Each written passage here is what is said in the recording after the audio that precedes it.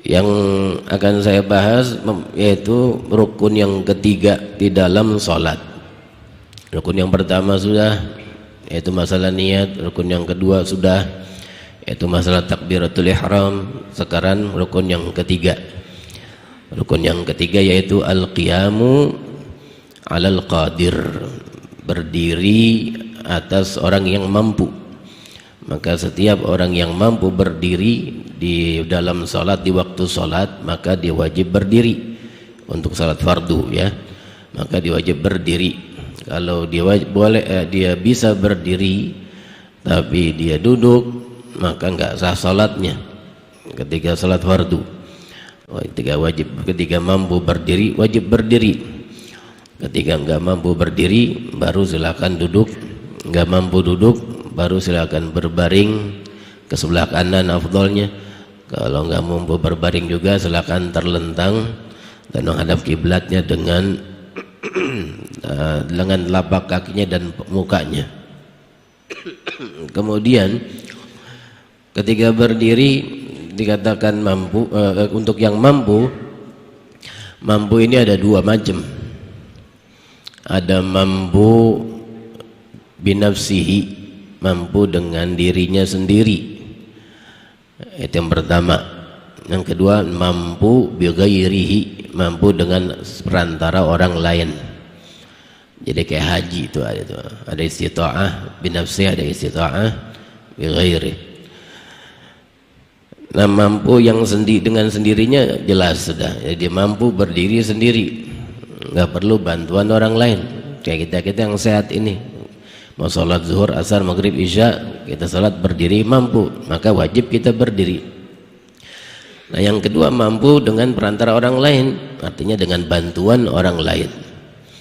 Ketika seorang nggak mampu berdiri sendiri tapi dia mampu berdiri dengan bantuan orang lain, maka masih juga wajib berdiri karena masih bisa walaupun dengan bantuan orang lain. Tapi kalau orang lainnya itu meminta upah, ya, untuk membantunya setiap dia sholat, maka diwajibkan dia bayar upahnya kalau dia punya. Kalau dia punya uangnya untuk mengupahi untuk orang, maka wajib dikeluarkan uang untuk mengupahinya. Nah, dengan syarat ada uang lebih, ya, dia punya uang lebih setelah terpenuhi yang disebutkan di dalam zakat fitrah. Yang disebutkan dalam zakat fitrah terpenuhi apanya? Udah layak tempat tinggalnya, udah layak pakaiannya, ya, makan hari dan itu hari dan malamnya udah tersedia.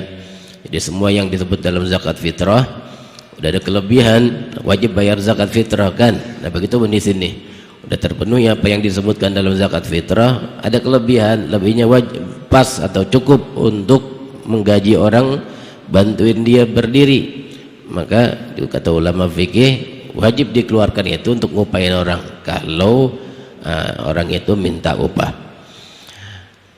Dan ketika dia nggak mampu berdiri kecuali dengan orang lain, kalau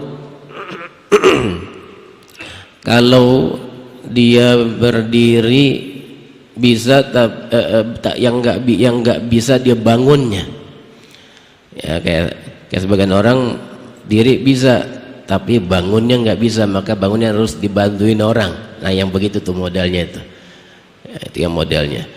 Kalau dia berdiri setiap saat harus dipegangin, nah yang begini udah dibilang nggak mampu berdiri. Dia boleh duduk, nggak boleh duduk, ya boleh berbaring yang tadi, ya. Ya, jadi kalau dia berdiri nggak bisa kecuali dipegangin terus, nah itu udah nggak perlu berdiri, itu udah boleh duduk, nggak perlu ngupain orang, duduk aja begitu. Kemudian kalau berdirinya dengan perantara yang lain, yaitu berupa tongkat, dia bisa berdiri tapi kalau pakai tongkat. Kalau nggak pakai tongkat nggak bisa berdiri, maka wajib dia berdiri pakai tongkat. Kemudian dibangun ketika dia sujud ditaruh tongkatnya misalnya, kemudian ketika mau bangun diambil dipegang lagi bertumpu dengan tongkatnya. Ketika masih mampu berdiri walau dengan tongkat, masih wajib dia berdiri. Begitu kata ulama kita. Dari sini kita tahu bahwa seseorang yang duduk di atas kursi ketika sholat, sewaktu dia masih mampu berdiri, maka dia harus berdiri dulu, lalu kemudian baru ketika nggak mampu duduk di atas kursinya, karena masih ada kemampuan untuk berdiri walaupun beberapa saat lamanya. Ini sekelumit yang kita bahas tentang fikih di malam ini, dan kelanjutannya di malam Kamis yang akan datang insyaallah taala. Semoga Allah telah berikan kita ilmu yang bermanfaat. Amin ya rabbal alamin.